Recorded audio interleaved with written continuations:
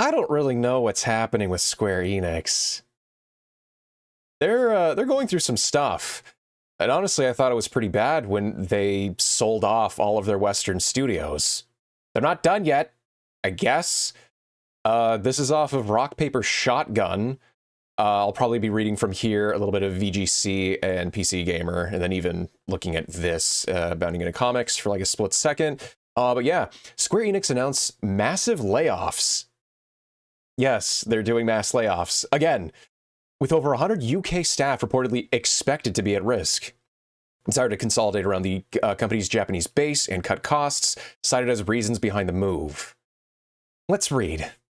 Final Fantasy developers and publishers Square Enix have announced plans to lay off staff, with workers across nearly all areas of their Western business arms being affected. More than 100 UK staff are reportedly expected to be affected, with an indeterminate number of US-based workers also reportedly facing a future that's up in the air. The reasoning given for the cuts centers around that depressingly ever-present word nowadays, restructuring. As Square looks to cut costs and consolidate their focus around their Japanese development base, they are pulling out of the Western market even now. I thought they fully did back during when they had sold off all of their Western studios to Embracer Group. Maybe it wasn't everything, but they sold like their massive ones. Everything from, let's see here, Crystal Dynamics, Eidos Montreal, and Square Enix Montreal, which I think Eidos Montreal was dissolved by Embracer Group back in, I think 2024. Yeah. So I guess there's more of that's happening. Wow. Isn't that great? VGC report that Square Enix president Takashi Kiryu dubbed the move a fundamental restructuring of the overseas publishing organization in an all-hands meeting with staff yesterday, with it being confirmed that folks will lose their jobs and those left will have to spend more time working in office. Oh, great, cool. I love putting more work on people's shoulders. In a presentation to investors, Square Enix outlined that they expect this restructuring of an overly layered and segmented organizational structure to save them at least 3 billion yen annually, which is around $19.6 million and 14.9 million, was that pounds? Yeah. By the way, I did check on here on Bounding, and I guess it says that they laid off over 180 Western staff. So I guess this number was confirmed to be over 180 people. Overseas structural reform after extraordinary loss. Western chief publishing officer to resign. Oh, that's not great. Let's continue. Both VGC and IGN report that at least around 140 jobs are at risk. I guess that would be 180 among Square Enix's UK-based staff, with the former report saying this includes workers in IT, marketing, publishing, sales, QA, and business planning roles. As per UK law, the company will have to enter into redundancy consultations, which could result in some jobs being saved. So they're trimming the fat, so to speak. VGC add that staff in Square Enix Europe's indie game division, dubbed Collective, external studios development and brand marketing, and Japanese communication support teams have been informed they may be let go. Oh, geez, okay. No numbers have been reported in terms of the US cuts. Don't destroy the indie game department. No. In regards to AAA development and indie game development is like a drop in the bucket. Don't destroy your indie games. Dude. Whatever. This was an extremely difficult decision made following careful consideration and analysis by our leadership in order to best position the group's long-term growth. Square Enix said in a statement given to IGN, "We extend our heartfelt gratitude to the talented team members who will be departing the company for their significant contributions to Square Enix. During this period of transition, we remain committed to treating each individual with the utmost respect and providing extensive support throughout this process." So let me give my opinion real quick. Square Enix doesn't necessarily have a really strong lineup. I mean, they do. They're releasing things pretty consistently, but most of the games that they've been coming out with have just been remasters. Don't get me wrong, a lot of their remasters have been great, and I really want to, get around to playing them or even streaming them.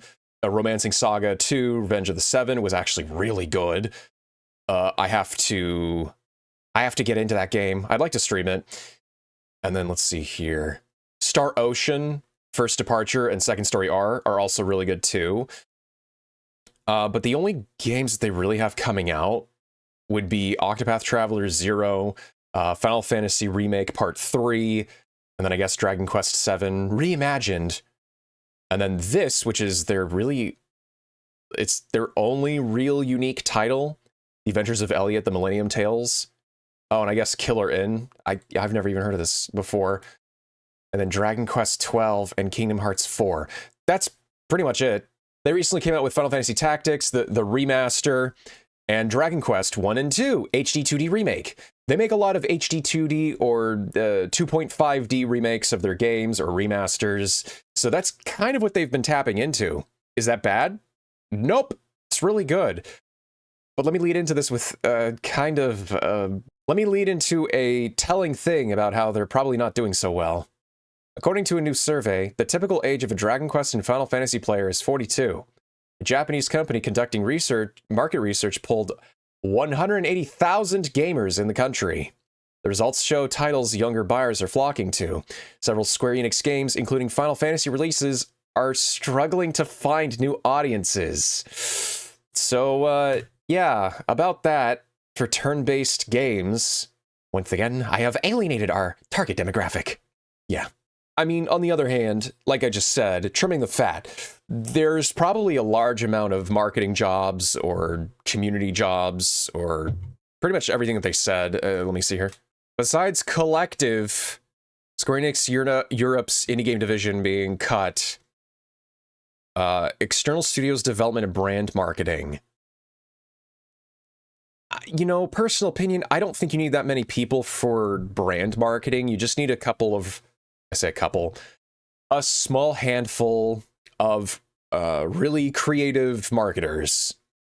People that kind of can do the research themselves. You don't need 20 to 30 people. You really only need like maybe 10, probably, or less.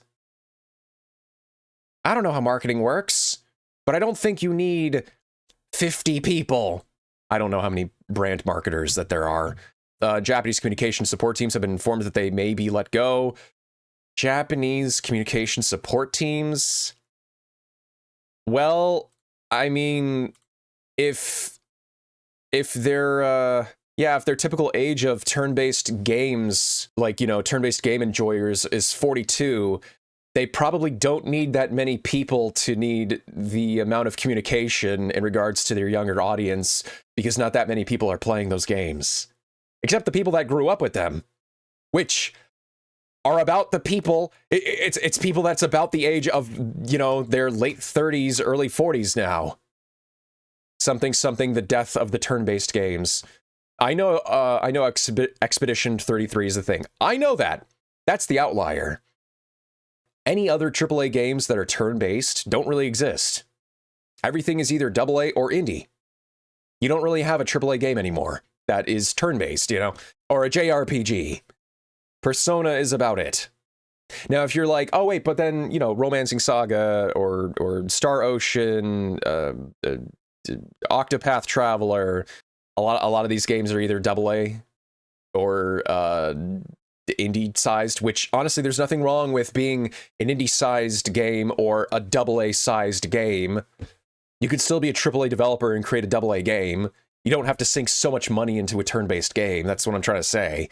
But then you have something like Final Fantasy XVI, which was a character action game, or Final Fantasy Rebirth, which had the active time battling, but was still an action game, mostly.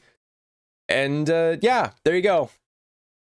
Meanwhile, Bloomberg's Jason Schreier, oh, hi, Jason, has reported that these mass layoffs aren't related to Square Enix saying in their latest financial results that they want to use generative AI to automate 70% of the QA and debugging tasks required in developing their games by the end of 2027. That's not to say that goal doesn't have the potential to result in more layoffs down the line, but it's not to blame for these specific ones.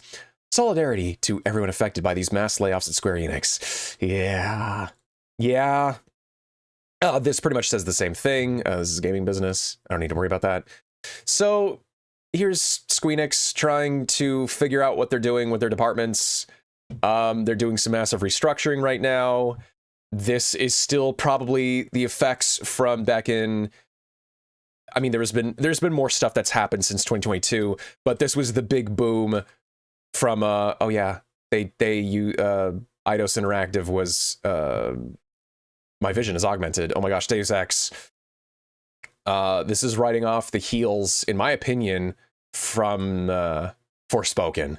I think Forspoken was the biggest domino just because of the writing was so millennial-driven cringe, and people were turned off by it. You can't just write a selfish... I don't know. Having a character like this... I thought that she did go through a character arc, but honestly, from what you did show people, Squeenix, back then, people just didn't like her. And I think this really did just affect your sales because you put so much time and effort and money into this project, and that's what led to this. That's what led to Embracer buying up all of your, you know, Western properties. And I guess you're doing more with the additional layoffs over time, skipping 3 years ahead.